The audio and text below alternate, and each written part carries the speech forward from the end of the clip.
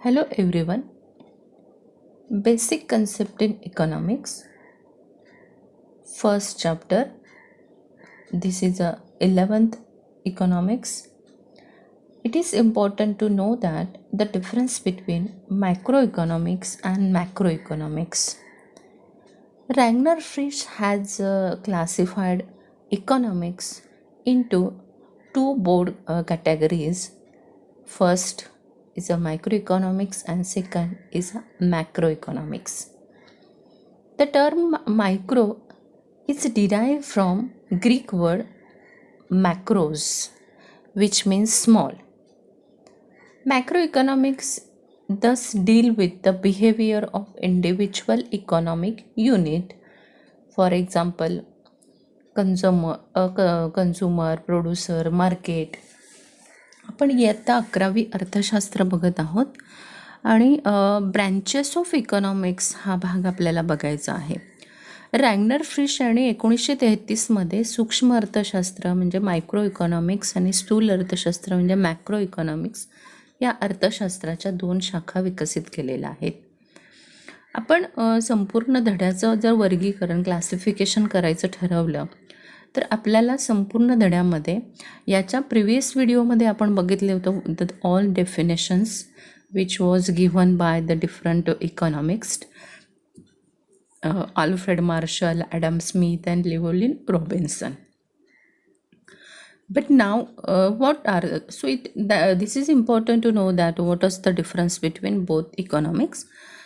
So micro and macro तुम्ही इथून पुढच्या ज्या सर्व संकल्पना बघणार आहात एक अर्थशास्त्रामध्ये तुम्हाला या दोन्ही संकल्पनांमध्ये basic concept of macro economics असणार आहेत आणि सेकंड असणार आहे basic concepts of macro economics. आणि फॉर दॅट हे दोन्ही अर्थशास्त्र समजून घेणं गरजेचं आहे. इयत्ता 12वीमध्ये सुद्धा तुम्हाला ह्या पहिला धडा हाच मायक्रो आणि मॅक्रोवरतीच आहे आणि यातल्याच मग in detail concept demand analysis, supply analysis किंवा बाकीच्या सर्व मार्केट वगैरे ह्या कन्सेप्ट तिथे तुम्हाला अजून डिटेलमध्ये जास्त अभ्यासायचा आहेत. त्यामुळे तुम्हाला या दोन्हीतला फरक लक्षात येणं खूप आवश्यक आहे की सूक्ष्म अर्थशास्त्र म्हणजे काय आहे आणि स्थूल अर्थशास्त्र म्हणजे काय आहे. तर हा ग्रीक शब्द मॅक्रोज आहे ज्याचा अर्थ होतो लहान किंवा सूक्ष्म. So basic concept of macro economics. So micro economics is the study of the behaviour of individual economic unit म्हणजे वैयक्तिक आर्थिक वर्तनाचा अभ्यास करणारं शास्त्र म्हणजे सूक्ष्म अर्थशास्त्र होय की ज्यामध्ये individual consumer, individual firm, individual price, individual industry, particular commodities ॲटसेट्रा. आणि यामध्ये ज्या बेसिक कन्सेप्ट तुम्हाला दिलेल्या आहेत की सूक्ष्म अर्थशास्त्र हे मानवाच्या वैयक्तिक आर्थिक वर्तनाचा अभ्यास करतं. त्यामुळं असं म्हटलं जातं it has a individualistic approach means micro economic has a individualistic approach आणि सूक्ष्म अर्थशास्त्र हे जे आहे ते वैयक्तिक मग एक वैयक्तिक पर्टिक्युलर कन्झ्युमर असेल, पर्टिक्युलर फर्म असेल, इंडिव्हिज्युअल वेजेस असेल यासारख्या घटकांचा अभ्यास करतं. मग यामध्ये तुम्हाला आपल्या इथून पुढच्या ज्या भाग आहे त्याच्यामध्ये कोणकोणत्या संकल्पना आहेत. फर्स्ट आहे वॉन्ट, सेकंड आहे goods and services, utility, value, wealth, personal income, personal disposable income and economic activities. ह्या आपल्याला एकूण 8 संकल्पना बेसिक कन्सेप्ट ऑफ मायक्रो इकॉनॉमिक्समध्ये शिकायच्या आहेत. म्हणजे मायक्रो इकॉनॉमिक्स हे वैयक्तिक आर्थिक घटकांचा अभ्यास करतं हे सर्वात पहिल्यांदा लक्षात घ्या. 1933मध्ये रॅग्नर फ्रिश यांनी सूक्ष्म अर्थशास्त्र आणि स्थूल अर्थशास्त्र ह्या 2 अर्थशास्त्राच्या शाखा विकसित केलेल्या आहेत. तर त्याच्यानंतर पुढची जी शाखा आहे ती आहे मॅक्रो इकॉनॉमिक्स. मॅक्रो इकॉनॉमिक्समध्ये जर तुम्ही बघितलं तर macro economics it is a study of a behaviour of large aggregate की national income, national output, aggregate demand, aggregate supply, total consumption, total investment, general price level. तर ह्या समग्रलक्षी अर्थशास्त्रामध्ये अर्थव्यवस्थेच्या संपूर्ण घटकांचा किंवा संपूर्ण अर्थव्यवस्थेचा अभ्यास केला जातो. जसं सूक्ष्म अर्थशास्त्र हे वैयक्तिक घटकाचा अभ्यास करतं, तसं समग्र लक्ष्य अर्थशास्त्र हे अर्थव्यवस्थेतल्या संपूर्ण घटकाचा इन डिटेल अभ्यास करत असतं. म्हणजे असं म्हटलं जातं की as we said, word micro is derived from the Greek word macros meaning large. So therefore macroeconomic is concerned with the economic activity in the large, even the behavior of a whole economic system in totally or entirely. So this and examples are the total employment, national output, income, general price level of economics. And even another one important point is macroeconomic is also known as the aggregative economics, and this statement also explains the subject matter of macro economics. So examples are national income, saving, investment, red circle, economic growth and economic development. तर तुम्ही हे लक्षात ठेवा की ह्या दोन अर्थशास्त्राच्या शाखा आहेत. एक सूक्ष्म अर्थशास्त्र आहे, दुसरं आहे स्थूल अर्थशास्त्र. तर ह्या दोन्ही शाखांचा अभ्यास आपल्याला पुढच्या ज्या काही कन्सेप्ट तुम्ही शिकणार आहात, तर त्या सर्व कन्सेप्ट ह्या दोन अर्थशास्त्रांमध्ये विभागलेल्या आहेत. त्यामुळे एक वैयक्तिक घटकांचा अभ्यास करतं आणि दुसरं अर्थशास्त्र हे संपूर्ण अर्थव्यवस्थेचा अभ्यास करत असतं. त्यामुळे या ठिकाणी it should be noted that micro economic is deal with the individual and macro is concern with the entire economy. Macroeconomics is the another one important concept in first basic concept in economics, and today's concept is a microeconomics. In this video we will discuss on the point is a microeconomics and basic concept in microeconomics, and first concept is want with the characters of want. So let's begin. सूक्ष्म अर्थशास्त्राच्या आपण बघितलेलं आहे की सूक्ष्म अर्थशास्त्र आणि स्थूल अर्थशास्त्र, micro economics and macro economics हा ज्या दोन अर्थशास्त्राच्या शाखा आहेत की ज्या 1933मध्ये रॅग्नर फ्रिश यांनी अर्थशास्त्रांच्या या दोन शाखा विकसित केलेल्या आहेत. सूक्ष्म अर्थशास्त्र म्हणजे micro economics it's derived from Greek word macros meaning small आहे, and macroeconomics is derived from Greek word macros which means large आहे. तर सूक्ष्म अर्थशास्त्र means microeconomics deal with analysis of a small individual unit of the economy such as individual consumer, individual firm, small aggregate or group of individual unit such as various industry and market. सूक्ष्म अर्थशास्त्र हे आधुनिक अर्थशास्त्राची पहिली शाखा आहे आणि की ज्या या अर्थशास्त्रामध्ये behaviour of individual variable such as household, worker, firm and industry की अर्थव्यवस्थेतील वैयक्तिक आर्थिक घटकाचा अभ्यास केला जातो. मग याच्यामध्ये वैयक्तिक आर्थिक घटक म्हणजे एक उपभोक्ता, एक फर्म असेल, वैयक्तिक उपभोक्ता, वैयक्तिक फर्म असेल, वैयक्तिक कामगाराचं वेतन असेल, तर या सगळ्या घटकांचा अभ्यास हा सूक्ष्म अर्थशास्त्रामध्ये केला जातो. तर सूक्ष्म अर्थशास्त्राची व्याख्या जी आहे ती केनेथ बोल्डिंग यांची व्याख्या आहे की ज्याच्यावरून तुम्हाला सूक्ष्म अर्थशास्त्र काय आहे हे लक्षात येईल. Micro economic is the study of a particular firm, particular household, individual price, wedges, income, individual industry and particular commodities. See that the study of particular means in microeconomics has a individualistic approach, and it is a study of individual it is a studies economic action and behavior of individual unit and small group of individual unit. त्यामुळे सूक्ष्म अर्थशास्त्रामध्ये वैयक्तिक आर्थिक घटकांचा अभ्यास केला जातो. तसं तर अर्थव्यवस्थेमध्ये थाउजंड्स ऑफ कन्झ्युमर्स आहेत, थाउजंड्स ऑफ प्रोड्युसर्स आहेत, फर्म्स आहेत, थाउजंड्स ऑफ वर्कर आहेत. आपण त्या सगळ्यांचा अभ्यास करत नाहीत. तर सूक्ष्म अर्थशास्त्र फक्त अर्थव्यवस्थेतल्या वैयक्तिक घटकांचा अभ्यास करतं. So it should be remember that micro economic does not study the economy in its totally entirely, it is study only a individual unit.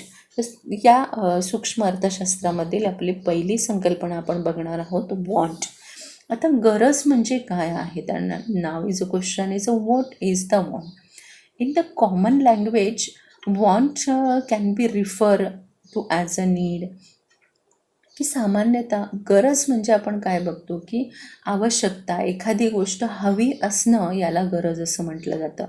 In economics, want denoted a feeling of lack of satisfaction and this feeling enable the individual to satisfy his want.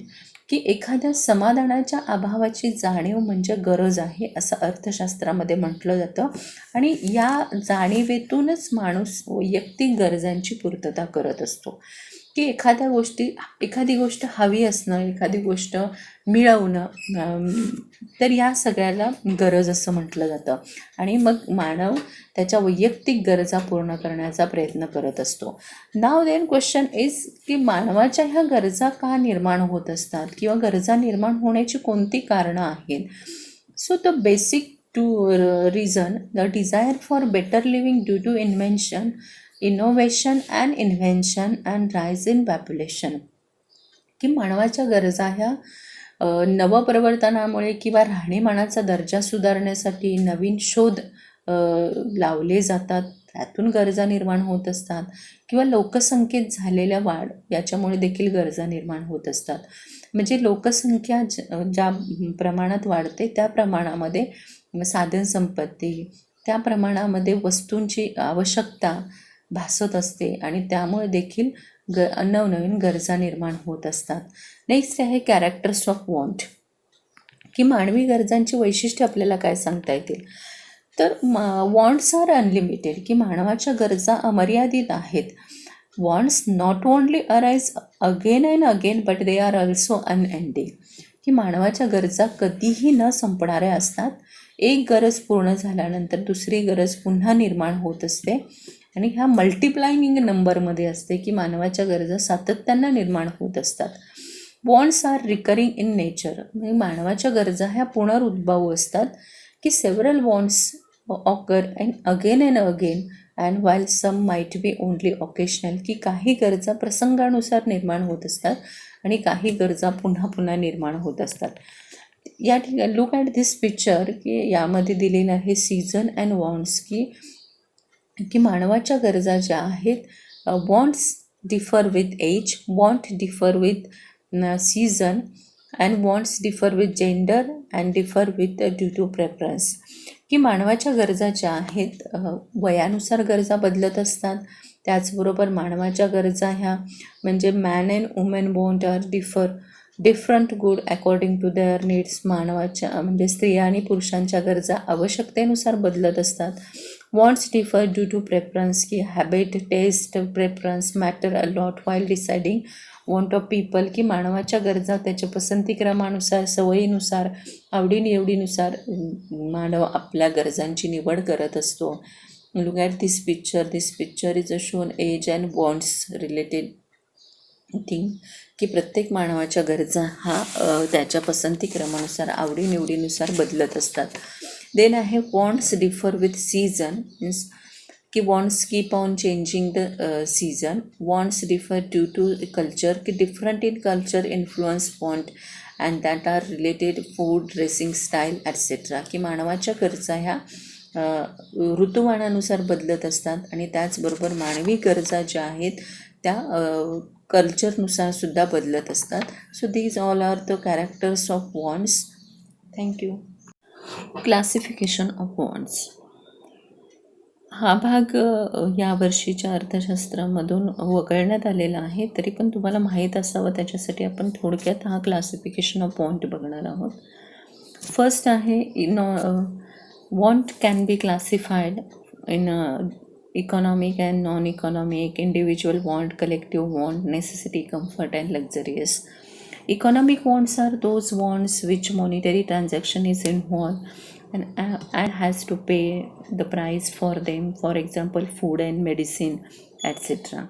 Non-economic wants are those wants which can be satisfied without making monetary payment for them. की non monetary wants ज्या आहेत की ज्याच्यासाठी कोणत्याही प्रकारचे पैसे द्यावे लागत नाहीत.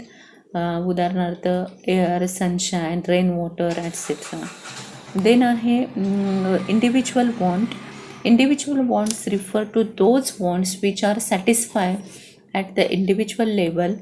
For example, a doctor using a stethoscope, a judge wearing his coat, a student using a uniform. So these are example of individual want. Then have collective wants. Collective wants is also called social wants, and these wants where there is collective satisfaction of want. For example, traveling by bus, traveling by train. Then a necessity. Necessity are the very basic need of life: food, clothing, shelter, human and education. मानवाच्या मूलभूत गरजा, त्या जीवनावश्यक गरजांचा समावेश याच्यामध्ये होत असतो. देन आहे comfort. Luxurious want are those wants which are meant for pleasure and enjoyment. AC car, well furnished home, etc. Comfort want are those want which make our life comfortable: washing machine, mixer, pressure cooker, etc. So these all the classification of wants. Economic, for monetary transaction is involved. Non-economic, without making any monetary payments. Individual want which satisfy at the individual level. Collective want, collectively satisfaction of wants. Necessary wants means basic need. Comfort wants means which make our life comfortable. Luxurious want means for pleasure and enjoyment. Is goods and services, and these are popular term of economics. वस्तू आणि सेवा आपण बघत आहोत इयत्ता 11वी अर्थशास्त्र, आणि chapter आहे बेसिक कन्सेप्ट इन इकॉनॉमिक्स. आणि ही कन्सेप्ट आहे बेसिक कन्सेप्ट इन मॅक्रो इकॉनॉमिक्समधली कन्सेप्ट आहे. तर गुड्स अँड सर्व्हिसेस, की what is the definition of goods and means services. Anything that satisfy human want is term as a goods. की मानवी ज्या घटकाद्वारे मानवी गरज पूर्ण केली जाते त्याला वस्तू असं म्हणतात. आणि वस्तूंना means goods has a material existence, की वस्तूंना भौतिक अस्तित्व असतं. For example, mobile phone is mobile phone. Then chalk, duster that used by teacher. So it is important the informations about the goods. So goods means anything that satisfy human want. So you can touch, you can feel, because they are all commodities. त्या सर्व वस्तू आहेत, त्यामुळे you can see goods. And even goods are tangible, but services are not tangible in nature, and they are also in form of amenities, facilities, benefits, and or the help providing by others is that services. Services also satisfy human want but do not have any material existence. Teaching offering by the teacher, they are example of a good services. वस्तू आणि सेवा ह्या दोन्ही वेगवेगळ्या आहेत, की वस्तूंना भौतिक अस्तित्व असतं आणि सेवा ज्या आहेत त्यांना भौतिक अस्तित्व नसतं. ज्या घटकाद्वारे मानवी गरज पूर्ण केली जाते त्याला वस्तू असं म्हणतात. सेवा देखील मानवी गरज पूर्ण करत असतात, परंतु एखादा आपण असं म्हणूया की वस्तू, की मोबाईल फोन आहे ही वस्तू आहे, आणि मोबाईल फोनच्या मार्फत शिकवणं ही सेवा आहे. ह्या दोन्ही वस्तू आणि सेवांमधला फरक आहे. नेक्स्ट आपले आहे युटिलिटी. नेक्स्ट कन्सेप्ट आहे युटिलिटी. अर्थशास्त्रामध्ये उपयोगितेला देखील तितकंच महत्त्व आहे, कारण उपयोगिता ही देखील एक महत्त्वपूर्ण संकल्पना आहे. तर युटिलिटी म्हणजे काय आहे, तर want satisfy power of commodity, की मानवी गरज पूर्ण करण्याची क्षमता वस्तूमध्ये आहे त्याला उपयोगिता असं म्हणतात. आणि हे जे Stanley Jevons, the concept of utility was first coined by William Stanley Jehans, and according to him utility may define a capacity of a commodity to satisfy human want. It is want satisfy power of a commodity. आपण बघतो की उपयोगिता ही जी आहे ही वस्तूमध्ये मानवी गरज पूर्ण करण्याची असलेली क्षमता म्हणजे उपयोगिता आहे.